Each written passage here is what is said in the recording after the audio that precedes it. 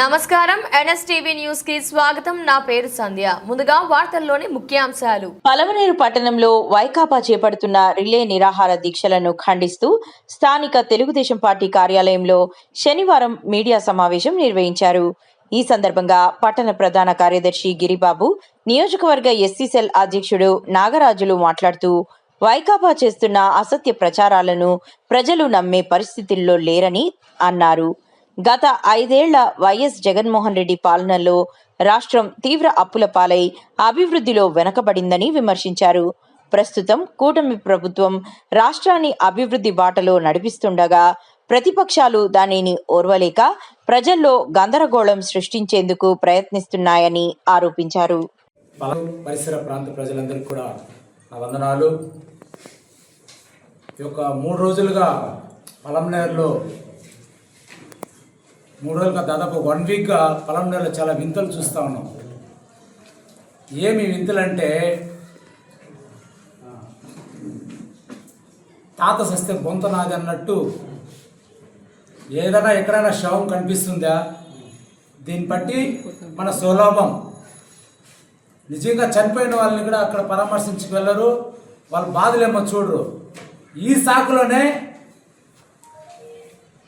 Media వాళ్ళు మళ్ళీ పిలిస్తే మనకు ఖర్చు అవుతుందో లేకపోతే టైం వేస్టో, ఈ సాకులోనే మన సొంత ప్రయోజనాలు ఏమైనా ఉందా అనే విధంగా ఈరోజు పలమనేరులో ఇంతసేపు సోదరుడు చెప్పినట్లు గొడ్డల పార్టీ వాళ్ళు ప్రవర్తిస్తున్న తీరును చూస్తే నిజంగానే బాధేస్తుంది. ఇలాంటి వాళ్ళ ప్రతిపక్షం అని చెప్పుకొని ప్రజలను మభ్య పెడతా ఉండేది. నిజంగానే ఒక దళితుడు చనిపోయినాడు, మేమందరూ కూడా చింతిస్తున్నాం, అతనికి అన్యాయం జరిగింది. దాని మీద ఏమైనా వీళ్ళు పోరాటం చేసి ఆ కుటుంబానికి వారికి ఏమైనా న్యాయం చేస్తారనుకుంటే దాన్ని వదిలేసి ఆయనకు నోటీస్ వచ్చిందని, ఇంకొకరికి నోటీస్ పోయిందని అధికారులు పోయి బెదిరిస్తున్నారు. నిజంగా సిగ్గుగా లేదనేసి ఈ సందర్భాన్ని అడుగుతున్నా. అధికారులు బెదిరిస్తారా? మీరు నోటీస్ ఇస్తారు, అది నిజం చేసుకో, అవునా కాదా అని. దానికి ఎందుకు భయపెట్టించేది అధికారులు పోయి? చాలా దానికి వాళ్ళు చెప్పి అధికారి చేసినాడు, వీళ్ళు చెప్పి అధికారి చేసినాడంట. మీరు గతంలో ఎన్ని చేసినా ఒకసారి గుర్తు చేసుకోండి. మేమేమన్నా అప్పుడు పోయేసి అధికారులు మేము బెదిరించామా?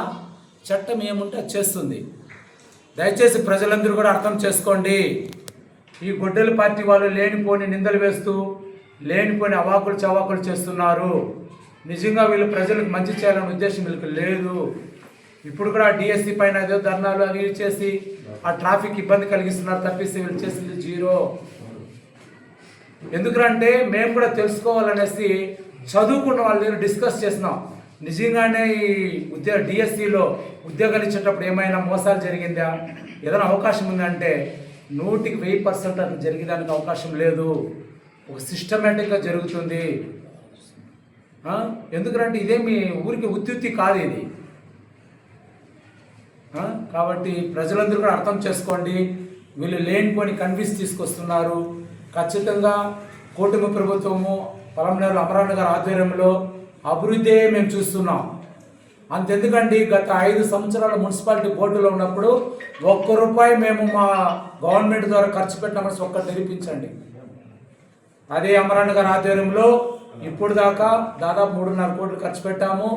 రాబోయే రోజుల్లో ఒక నెల 15 రోజుల్లో ఇంకో 5-6 కోట్లు తెచ్చి పలమనేరు పట్టణాన్ని అభివృద్ధి చేయాలనే ఉద్దేశంతో ముందుకెళ్తున్నాం తప్పిస్తే మీ మాదిరి జనాల్ని ఇబ్బంది పెట్టించి జనాల్ని లేనిపోని చెప్పి కన్విన్స్ చేసే పరిస్థితులు మేము లేదు. ఖచ్చితంగా ప్రజలందరూ కూడా అర్థం చేసుకోండి. రాబోయే రోజుల్లో కూడా వీళ్ళు చాలా డ్రామాలు వేస్తారు, అదేది నమ్మద్దండి. ఖచ్చితంగా అభివృద్ధికి సంక్షేమానికి కూటమి ప్రభుత్వం మరి ముఖ్యంగా ఇక్కడ పలమనేరులో అమరన్న గారు కట్టుబడి ఉన్నారు కాబట్టి అభివృద్ధి వైపే చూస్తాము, సంక్షేమం వైపే చూస్తాము అనేసి తెలియజేసి అవకాశం ఇచ్చిన మీకు అందరికీ కూడా ధన్యవాదాలు. నమస్కారం.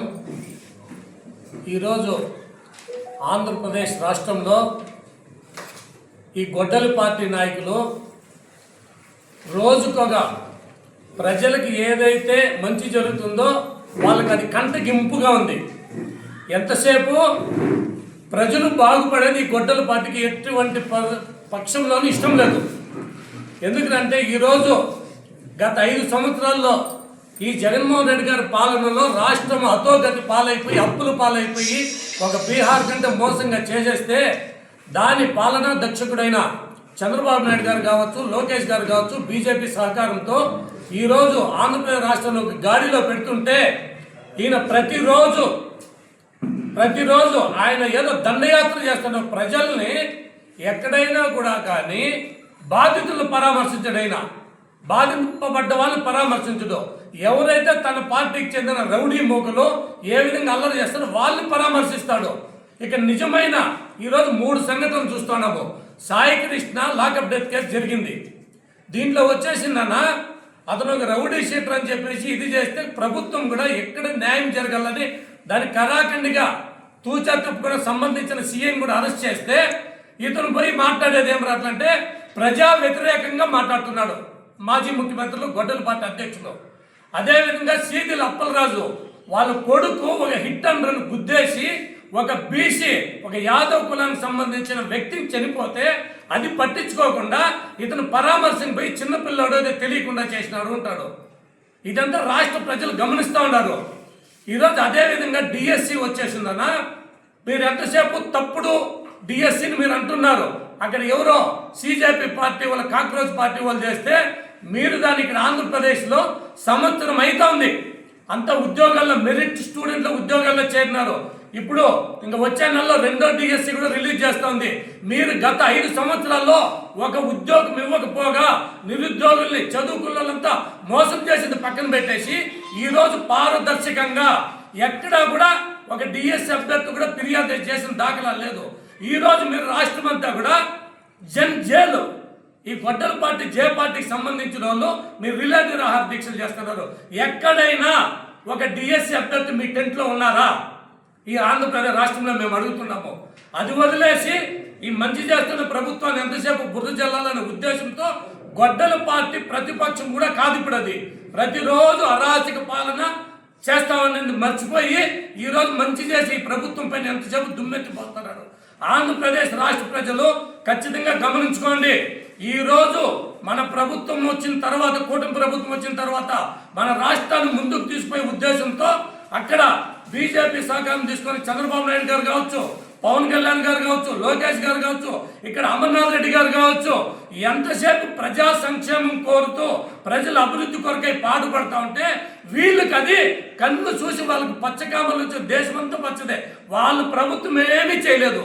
ఇవి చేస్తున్న ప్రజలు దుమ్మెత్తి పోస్తున్నారు. ఇది ప్రతి ఒక్కరూ గమనించండి. ఈ రోజు కూడా పొలంనేరు నియోజకవర్గానికి వస్తే ఇక్కడ ఆ టెంట్లో ఎవరులే, అంతా గొడ్డలి పార్టీకి సంబంధించిన జైలు ఉన్నారు, జంజీలు. వాళ్ళు వచ్చి ఈరోజు ప్రతిరోజు నిరాహార దీక్ష చేస్తూ ఉంటే మీకు జనం లేదు, జనం మద్దతు లేదు. ఈసారి 11 కూడా కాదు కదా, 3 వచ్చేది కూడా మీకు డౌటే. ఒకసారి గుర్తించుకోండి. ప్రజలకు ఈరోజు ఎంత సంతోషంగా చూసుకోండి. ఇంకా కొన్ని కార్యక్రమాలు చేయాలా. మీరేదన్నా సహాయం చేస్తే మంచి తీసుకుంటే ఖచ్చితంగా మా ప్రభుత్వం తీసుకుంటుంది. మీకు ఎటువంటి ఆ బుద్ధి లేదు. ఈ ఆంధ్రప్రదేశ్ రాష్ట్రం ఇంకా గొడ్డలపాటి పోతే కానీ ప్రజలు సుభిక్షంగా ఉండాలని ప్రతి ఒక్కరు తెలియజేసుకోవాలా. అందరికీ నమస్కారం.